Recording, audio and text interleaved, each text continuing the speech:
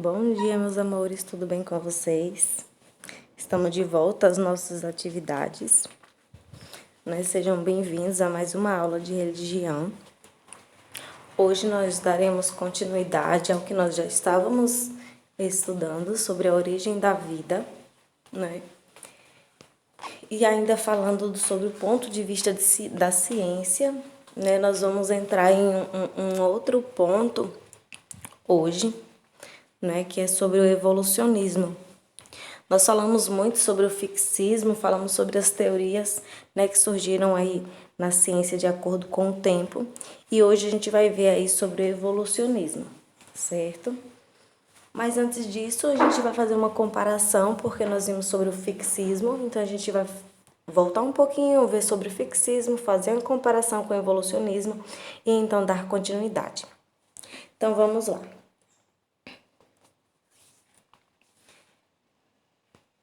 Então, o fixismo, né? O que defende os fixistas, as pessoas que defendem o fixismo, elas defendem que as espécies elas são permanentes, ou seja, é da forma como eles foram criados, surgiram, essas vidas, esses indivíduos, eles vão permanecer com as mesmas características com o tempo, não vai haver mudança. Então, assim, por mais que se passe gerações e gerações, tá? Cada espécie vai permanecer com as mesmas características, certo? Espécies perfeitas, sim.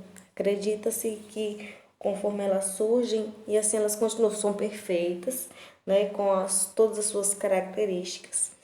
E são imutáveis, ou seja, elas não mudam com o tempo, foi o que eu acabei de falar, certo? Independentemente do ambiente, de onde vivem, do que comem, vai permanecer com as mesmas características, certo? E aí dentro do fixismo, né, nós vimos alguns fixistas importantes aí, né? Na ciência, a gente viu Platão, Aristóteles, Linneu, Cuvier, foram assim cientistas muito importantes. E aí o fixismo, né, a gente estudou aí o fixismo, e o fixismo, ele dentro do fixismo tem algumas teorias, né? Por exemplo, nós vimos sobre o criacionismo e nós vimos que o criacionismo coloca Deus como autor da criação, né? E que Deus ele dá origem, né? Deus ele dá origem à vida.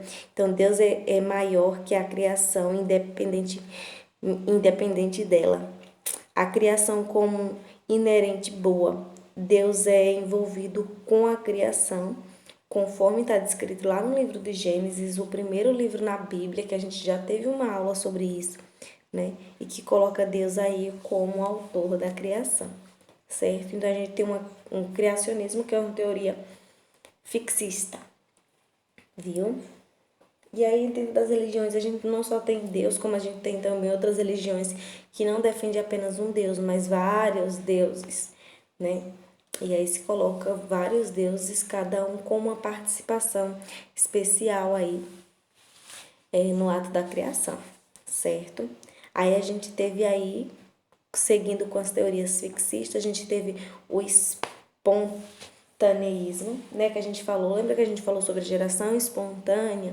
A gente falou aí então sobre a abiogênese, e a gente viu que a abiogênese, né, vários cientistas surgiram, né, como eles não tinham base nenhuma, então eles, como eu já falei para vocês, a base deles eram somente observações, então eles observavam, e conforme eles observavam, eles faziam anotações e eles tiravam suas conclusões. E aí eles faziam experimentos e aí com isso eles levavam então para a ciência, certo? E aí a gente viu, lembra que a gente viu aquela receitinha de criar ratos? Lembra se colocasse milho em um canto assim escuro e colocasse roupa suja, com o passar dos dias criava-se ratos. E a gente sabe que isso não, que os ratos eram atraídos. Mas aí eles acreditavam, né, nessa teoria aí, que a vida ela poderia surgir, a vida poderia surgir do nada, espontaneamente. Então, da matéria bruta poderia surgir uma vida. Então, de uma folha, de uma árvore que caía, poderia surgir borboletas, aves. Da lama poderia surgir sapos, rãs. E era isso. Tá? A gente viu que em contrapartida teve a biogênese, sem o acréscimo do A na frente. Biogênese, que a gente viu que defendia que a vida só podia vir a existir através de outra vida por meio da reprodução, né? Como acontece. Por meio da reprodução, nós damos origem a novos indivíduos. Mas essa teoria, né, ela só fala o que acontece depois que a primeira vida surgiu. Mas como surgiu a primeira vida, né? Se surge a partir da reprodução, mas quem surgiu para que houvesse essa reprodução, né? Então, assim, indagações continuam na ciência, né? É um campo bem vasto e, assim, bem vasto de questionamentos e que muitos questionam, mas ainda não se tem uma resposta concreta e absoluta que a gente pode se agarrar, confiar e dizer: essa sim é a teoria que fala sobre a origem da vida, né? Então, assim, na verdade, quando a gente fala as teorias acerca da origem da vida, é mais pelo que eu acredito. Então, assim, se eu acredito na ciência, eu vou defender a ciência. Se eu acredito no criacionismo, eu vou defender que foi Deus que criou todas as coisas.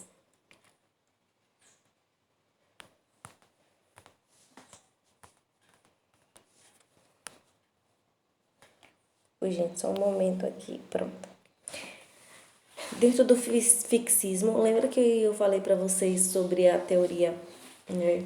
A teoria que fala que a vida ela surgiu fora da Terra, né? E veio aqui para a Terra, surgiu lá no espaço e veio para a Terra aderida em um meteorito, né?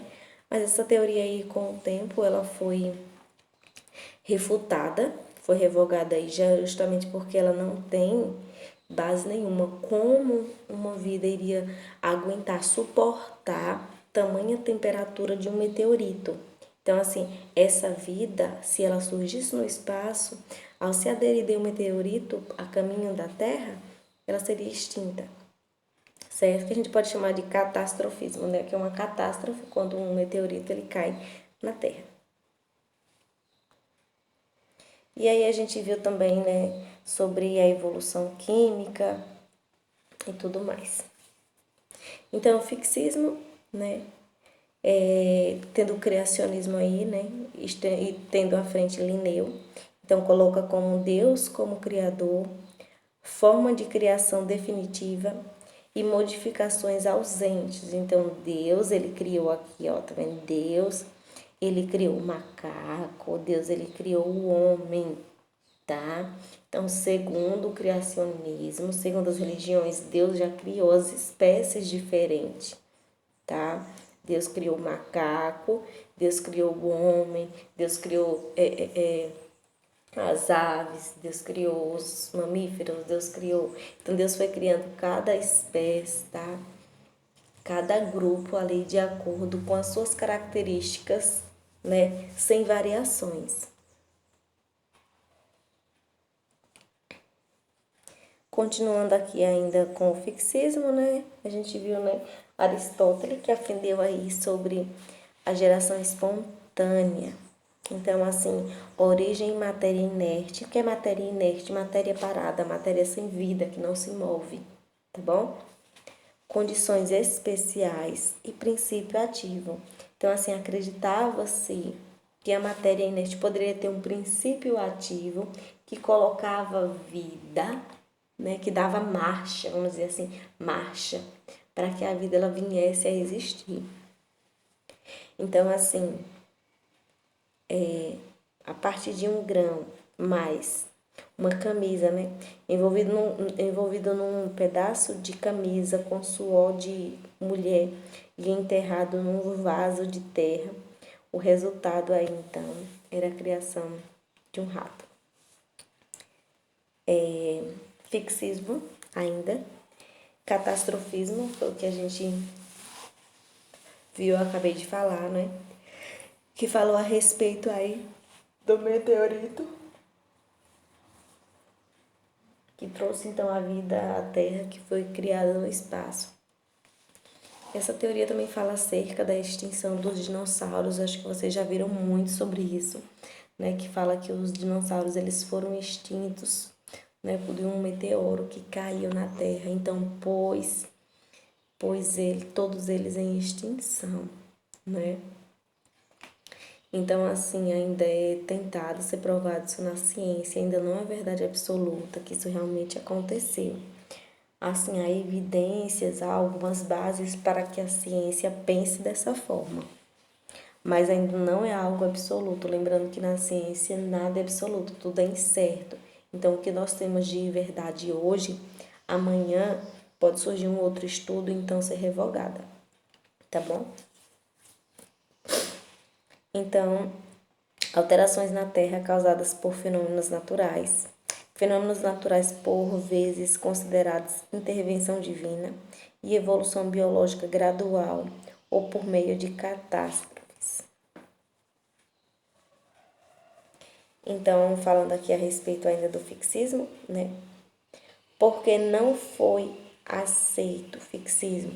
Porque o fixismo ele não explica a evolução das espécies.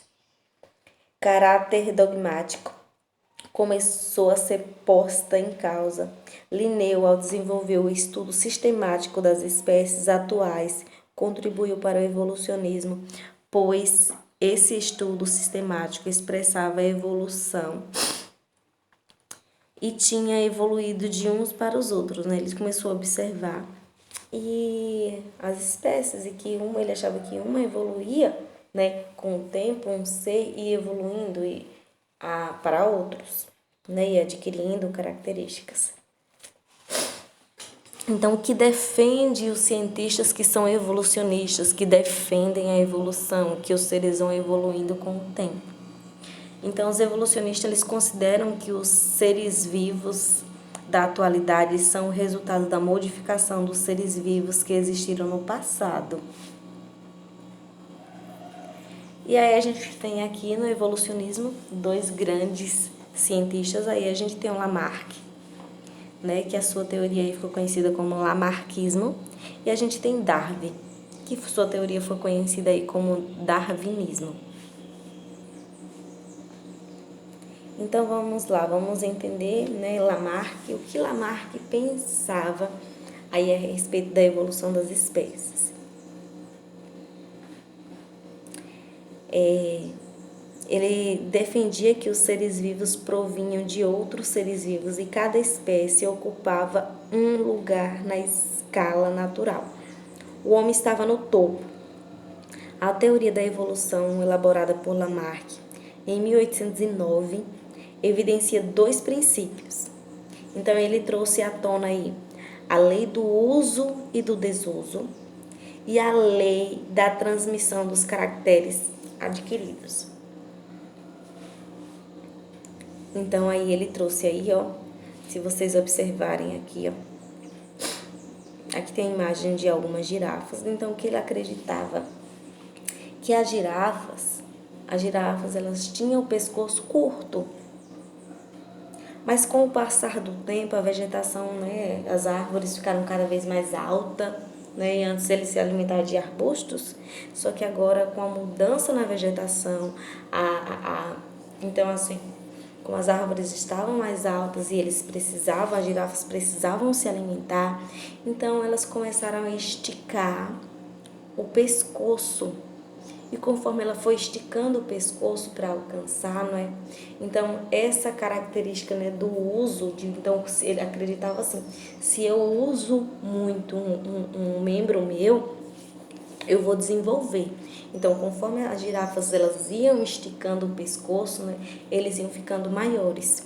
E assim ia passando de geração em geração até que a girafa tivesse o pescoço do tamanho que se tem hoje. Então, por isso que era chamada de lei do uso e do desuso, porque ele acreditava que se eu estimulo um membro, ele vai crescer.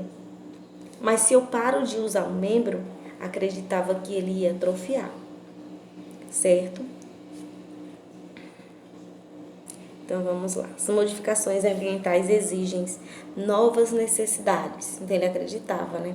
Conforme o ambiente ele ia se modificando, necessidades iam surgindo, né? Então assim, os indivíduos, né, as espécies teriam que se adaptar, tentar se adaptar. Perdão. Então teria que ter novas necessidades, surgiam novas necessidades, para isso novos comportamentos, né? Para então, gente, perdão. Então assim, como surgiam novas necessidades, então eles tinham que mudar o seu comportamento, né, a sua rotina, a sua forma, como as girafas mesmo, utilizando elas como exemplo. Então se as girafas elas se alimentavam de arbustos pequenas, pequena vegetação, né, pequena árvore, hoje, se árvores são grandes, ela precisava comer lá no alto.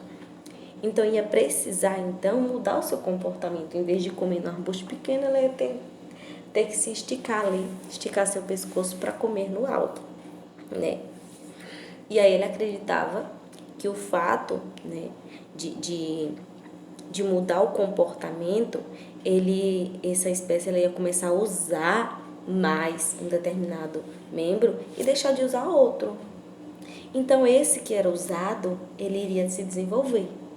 E esse que não era usado, que ficava em desuso, ele ia atrofiar, certo? Então isso aí, isso de usar ou não usar um determinado membro ia causar modificações no organismo. E essa modificação seria transmitida, né, para os novos descendentes. Então haveria uma transmissão de características adquiridas aos descendentes. Então, se aquele indivíduo ele passava uma vida ali se esticando o pescoço, quando tivesse filhotes, os filhotes nasceriam com um pescoço maior. Então, assim, haveria uma adaptação das espécies ao longo de gerações, né? Isso aí é o que acreditava Lamarck. Ainda continuando aí com Lamarck, né? Na lei do uso e do desuso. E aí a gente tem um patinho, né? Se você observar aqui, ó, a patinha aqui, ó, tá vendo? Igual de uma galinha. E agora aqui a gente tem, ó, uma patinha totalmente adaptada para um ser que vive na água, que precisa, né, nadar. Então a gente tem aqui, ó, como se fosse aqueles pés dos nadadores, né, que coloca ali. Eu esqueci o nome, né? Mas esse pezinho de pato aqui, né, com esse preenchimento, essa pelezinha aqui entre os dedos, aí facilita, né? Aí é como se ele fosse uma pá de remo. Então, para ele remar, jogando a água para trás.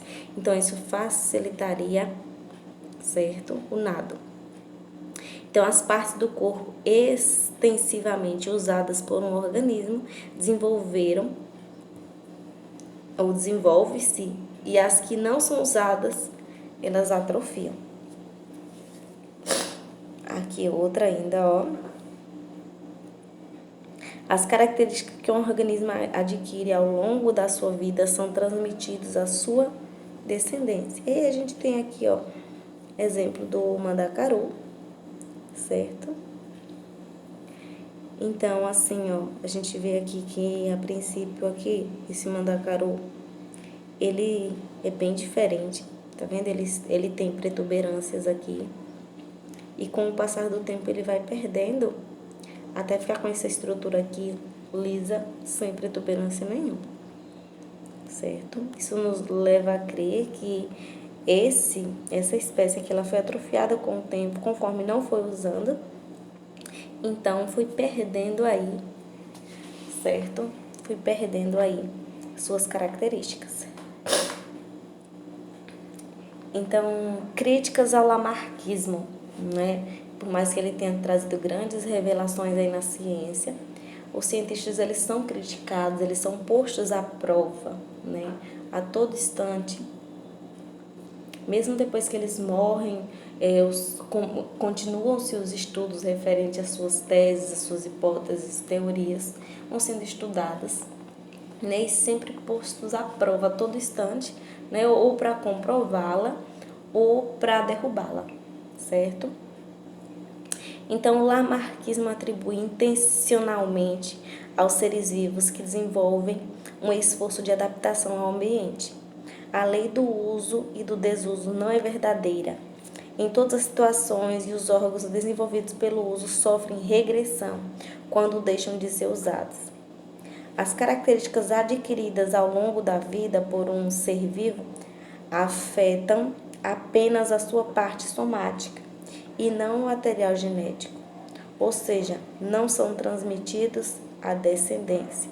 Então aí foram teorias que foram refutadas. E então surge Darwin, né, o grande Darwin aí.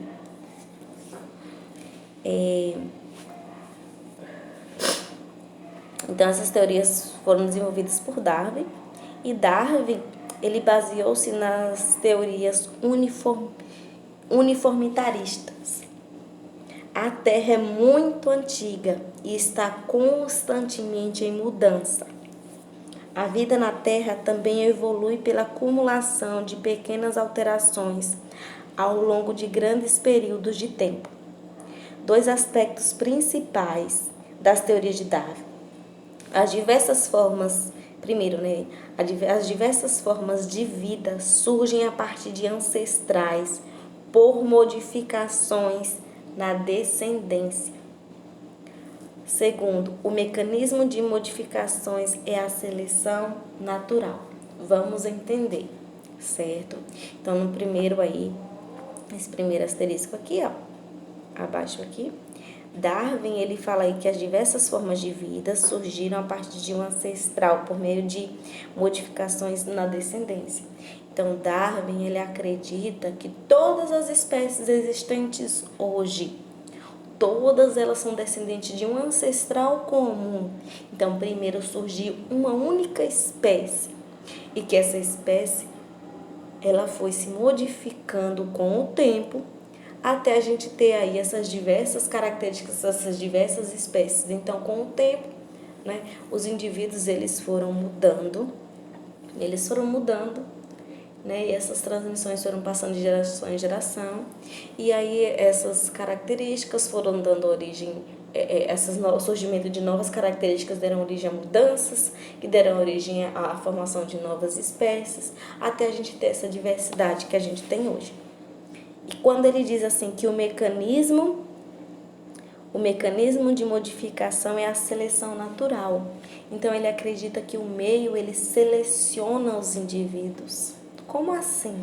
Então ele acredita que os indivíduos que são mais desenvolvidos, eles sobrevivem. E os que são menos, né, desenvolvidos, eles perecem, eles são extintos, né? Então, se a gente colocasse assim, vamos dizer que a gente tem aí 2 jacarés, um dentuço e um banguelo. Só que o jacaré, ele é um animal que ele é carnívoro. Então, vamos analisar. O banguelo, ele não iria conseguir se alimentar. Então, ele iria morrer, ele iria extinguir. Já o dentuço, ele conseguiria se alimentar com muita força e assim ele ia conseguir aí passar essa característica para a sua descendência, tá? Para seus descendentes aí, tá bom? Então, o que Darwin achava é que as espécies tinham um ancestral comum e que uma espécie, ela dava origem a todas as espécies que a gente tem hoje, certo? Então, a gente vê aqui dos mamíferos, a questão dos mamíferos. Então, um ratinho aqui, ó, que deu origem à preguiça, que deu origem aos esquilos, a marmota, tá vendo? O morcego, ao castor, o urso, a baleia, né? O leão marinho, e assim vai, né? O lobo, o chimpanzé, enfim, há várias espécies aí. Então, ele acreditava que as espécies tinham um ancestral comum e que todas essas espécies surgiram a partir desse ancestral, né? Segundo a ciência, a primeira vida surgiu aí nos mares. Então, assim, essa vida que surgiu no mar, ela foi evoluindo, adquirindo características, adquirindo cauda, adquirindo aí membros superiores, inferiores, e aí foi saindo da terra com o tempo e foi cada vez tomando mais espaço aí na terra e desenvolvendo características e mais características, certo? Então, assim, acredita-se que os répteis, né, saiu da água, era um réptil ali, e esse réptil ele foi se adaptando porque tinha comidas no alto das árvores, precisava pegar. Então foi desenvolvendo características, né? Foi se tornando um macaco ali, assim acredita, né? E aí foi desenvolvendo características para que então pudesse sobreviver. E aí foi dando origem às espécies que a gente tem hoje. Então vamos continuar. Então evolucionismo, darwinismo, mutações gênicas, seleção natural. A seleção natural é um sucesso reprodutivo diferencial resultante da interação dos organismos com o meio. Os fatores ambientais filtram as variações hereditárias, favorecendo umas em vez das outras. Indivíduos com características favoráveis têm maior descendência do que indivíduos sem estas características. O aumento de características favoráveis na população conduz à evolução, não é? Então, assim, Lamarck, ele falava que se eu uso um determinado membro e eu deixo de usar outro, né? Então, ele acreditava que essa características que eu passava a utilizar, não é? Eu ia desenvolver. Aquela que eu deixava de usar, eu ia atrofiar, né? E assim ia passando para as gerações futuras. Darwin já vem com outra estratégia, né?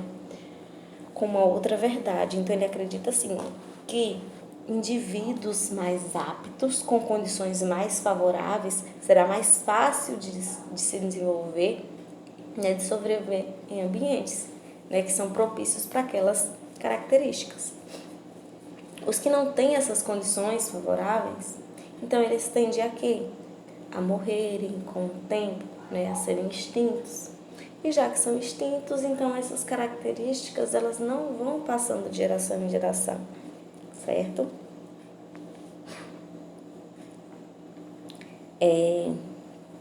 Então a gente tem aqui, ó, seleção natural. Então aqui antes da Revolução Industrial e a gente tem aqui depois da Revolução Industrial. Encontra-se os fósseis em rochas. Então o que leva a crer que as espécies são sim frutos de evoluções, né? Lembrando que a ciência ela também parte do nada, ela tem todo um aparato, ela tem subsídio para ela defender aquela verdade, certo? Então, assim, hoje a ciência, o evolucionismo se baseia na paleontologia, né, que fala o estudo aí dos fósseis, dos ossos, né? Então, assim, vai estudar o esqueleto, vão pesquisar. Então, quando você vê aqueles paleontólogos, eles buscando ali na história, né? Eles voltam, eles cavam cavernas e eles tiram ali fósseis, né, que foram sedimentados em rochas e eles levam para o museu a descoberta dos dinossauros, enfim. Então, é um estudo que eles fazem até chegar às conclusões que nós temos hoje. Então, hoje, a ciência tem sim toda uma base, né, para defender aquilo que ela acredita.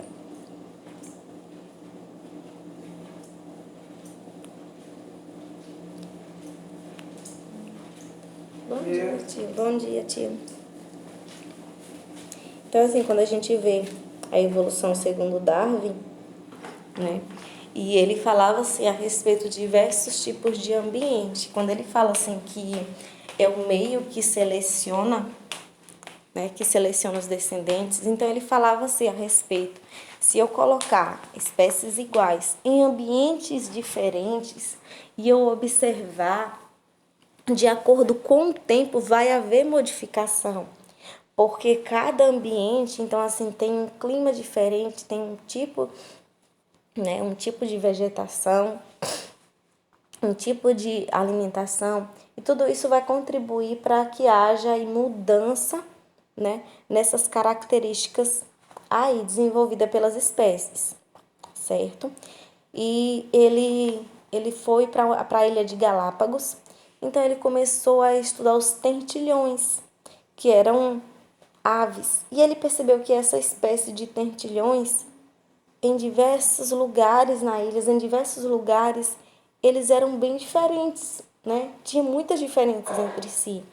Então, por que se a mesma espécie, por que eles são tão diferentes? Por que o bico, né, nesse determinado lugar é diferente desse outro? Então, ele começou a observar e ele percebeu que a alimentação era diferente, o clima é diferente. Então, ele percebeu que se aquele ambiente ele tem um clima mais frio, então o indivíduo, né, o indivíduo que tem ali, que ele desenvolver características, que ele for ter mais penugens, né, ter mais penas, então ele será mais aquecido. Então ele sobreviverá. O que não tiver, que não for menos apto, então ele vai ser extinto, porque não irá suportar ali é o clima, né? Então o bico também, né, a questão das patas. Então assim, se naquele ambiente o tipo de alimentação, né, exige ali que ele tenha um bico que tenha mais força para que ele consiga ali, né, se alimentar. Então o animal que não tiver, ele vai ser extinto. O que tiver, né, essa condição, ele for mais apto, ele conseguir sobreviver, então essa característica aí vai ser passada de geração em geração.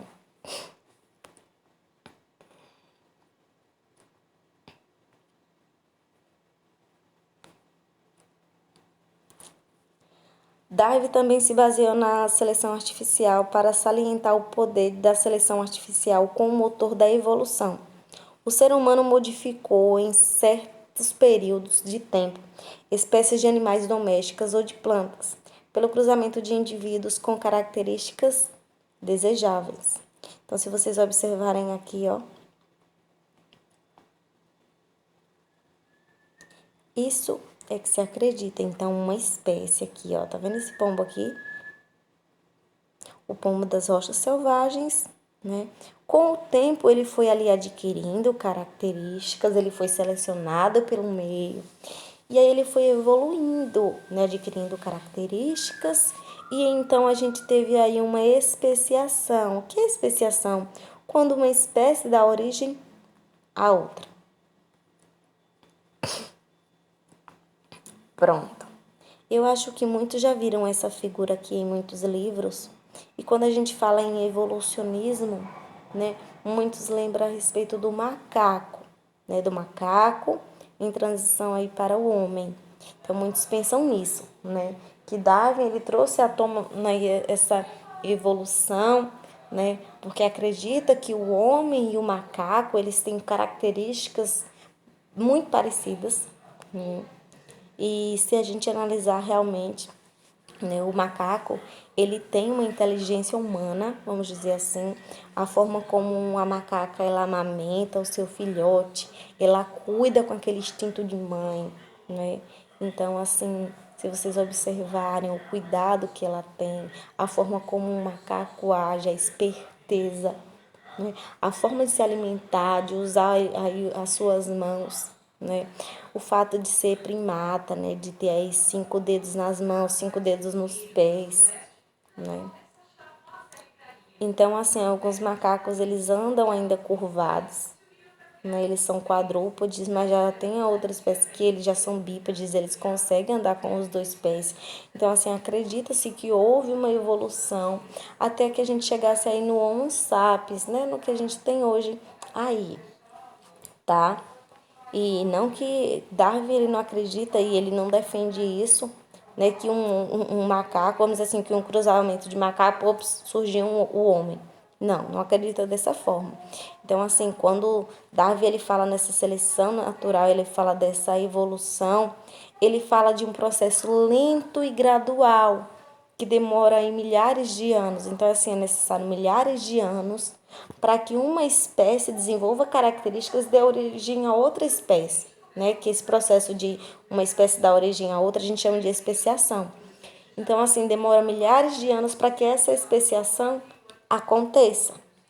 Não é um processo rápido, e sim lento e gradual, certo? Então, na época em que Darwin sugeriu essas teorias evolucionistas, foi muito criticado, pois na Bíblia estavam presentes as ideias fixistas. Por isso, Darwin via-se obrigado a usar disfarces como, por exemplo. Então, aqui, ele utilizou essa imagem aqui, acho que dá para vocês verem. Então, a cabeça de homem e o corpo de macaco. Então, na forma de ele levar a sua teoria, né? Mas também ele não ser tanto criticado, né, pelas religiões aí. Então, foi uma forma de disfarce que ele utilizou para ele estar levando à frente aí a sua teoria, tá? Então, quais foram os argumentos a favor do evolucionismo? Então, diferentes áreas contribuíram para a consolidação do conceito de evolução. Uma delas aí é a paleontologia, né? Como eu falei para vocês aí, a descoberta dos fósseis, né? E a descoberta dos fósseis é uma grande base aí para a ciência. E quando se observa as modificações com o tempo, então espécies primitivas, e olha hoje, essa mesma espécie que houve uma mudança, perdão, desenvolvimento de novas características. A anatomia comparada, então eles observam a anatomia de diversas espécies, então assim eles olham, né, para membros, para órgãos que têm a mesma função, né, embriologia. Então assim, se a gente comparar, né, no processo embrionário ali de um homem, de uma ave, né, então assim, dos mamíferos, das aves, dos peixes, a gente vai observar ali que a estrutura embriológica é praticamente igual. Então, assim, não consegue se diferenciar o que é um rato, o que é um homem, certo? Porque o estágio embrionário, né, as características, a forma como vai se desenvolvendo é basicamente a mesma. Então, não há muita diferença, né? Apenas quando vai se tornando feto, com o desenvolvimento assim mais tardar, é que a gente vai ver que o desenvolvimento das características humanas são diferentes das características de um peixe, de um réptil, né? E de outros mamíferos. Biogeografia, a biologia celular e molecular, né? Gente, lembrando assim que estudam-se os genes, estudaram-se os genes dos macacos e dos homens, e eles viram que 99% dos genes são iguais. Então, assim, eles vão estudando, né? Tem essa biologia molecular da genética, que é algo muito forte, né? E os estudos não param. Então, eles vão estudando e eles vão vendo as semelhanças. Isso favorece ainda mais para que essa teoria aí seja levada à frente.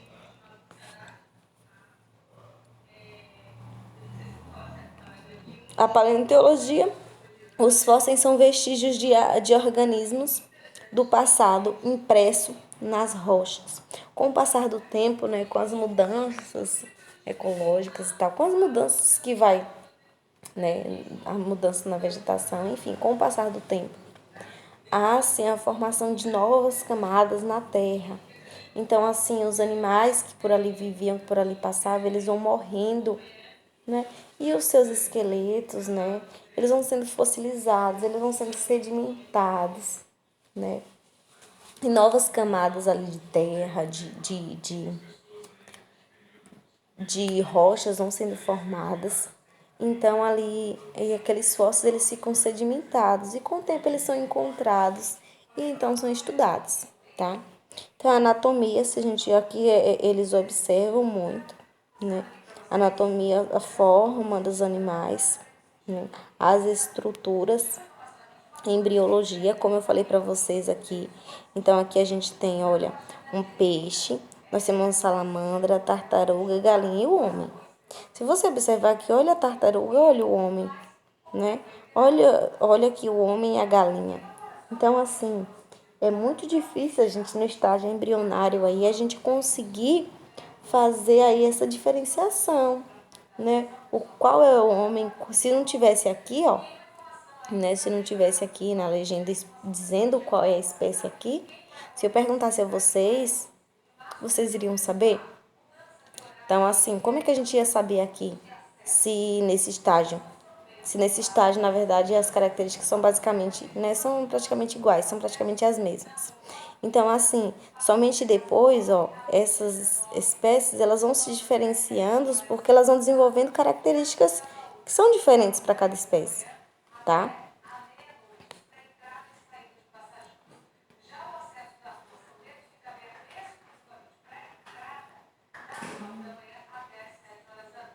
Pronto.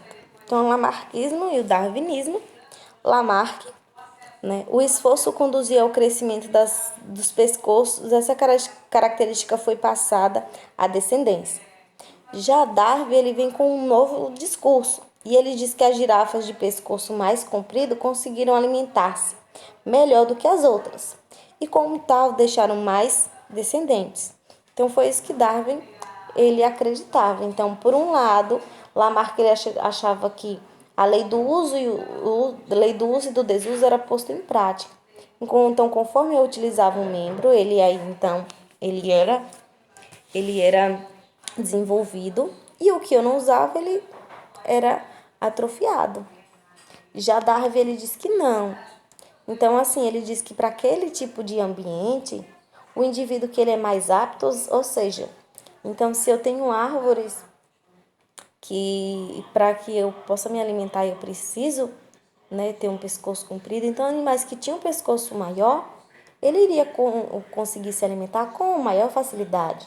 E os que não, né, com o tempo a sua descendência seria cada vez menor, até chegar o dia que seria extinta, né, pelo fato de não conseguir aí se alimentar, certo? Então era isso aí, era esse o discurso de Darwin. Então, a gente teve uma evolução dos seres vivos, então a gente tem o lamarckismo, darwinismo, e a gente tem o neodarwinismo, teoria mais atual, mais corroborada, explica a passagem, a hereditariedade das características através da molécula de DNA. Ao longo do tempo, a filosofia evoluiu tal como o pensamento. Essa evolução do pensamento levou a biologia a progredir também no campo da evolução. Nos termos da filosofia, a gente tem aí o lamarckismo, que foi refutada, e o darwinismo, neodarwinismo, que é a teoria corroborada. Aí que é dentro da biologia aí. Certo, meus amores? Nós ficamos por aqui, tá? Eu vou passar um trabalho para vocês. Esse trabalho é para nota, certo? É um trabalho onde eu vou avaliar vocês, seria a nota no lugar da prova. Vocês vão fazer uma pesquisa, tá bom? Uma pesquisa. Eu quero que vocês pesquisem sobre a teoria do design inteligente, tá? A gente já viu aqui um pouco, a gente já viu sobre a teoria criacionista, a gente já viu sobre as teorias científicas. Agora eu quero que vocês pesquisem a respeito da teoria do design inteligente, que é uma teoria que ela engloba as duas áreas. Então, ela é meio científica e meio criacionista, certo? Essa teoria, ela defende a ciência, mas ela também defende aí a teoria criacionista.